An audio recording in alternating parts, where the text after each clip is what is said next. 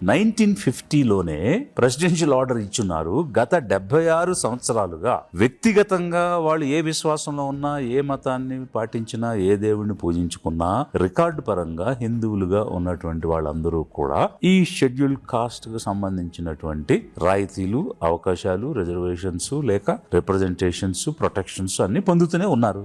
అదే విషయాన్ని సుప్రీంకోర్టు చెప్పింది. మరొక వైపు ఇక్కడ అనేక ప్రశ్నలు కూడా మనకు ఎదురవుతూ ఉన్నాయి. ఏమిటి ఆ ప్రశ్నలు అంటే, మతం మారితే కులం మారుతుందా? అసలు మతం మారాల్సిన అవసరం ఎందుకు వచ్చింది? ఈ షెడ్యూల్ కాస్ట్ కమ్యూనిటీస్ కి సంబంధించే ఎందుకు ఒక కాస్ట్ డిస్క్రిమినేషన్ అనేది, రిలీజియస్ డిస్క్రిమినేషన్ అనేది, అంటే కుల వివక్ష, మత వివక్ష అనే రెండు వివక్షలు ఈ షెడ్యూల్ కాస్ట్ కమ్యూనిటీకి ఎందుకున్నాయి? సుప్రీంకోర్టు ఆ విధంగా ఎందుకు చెప్పింది?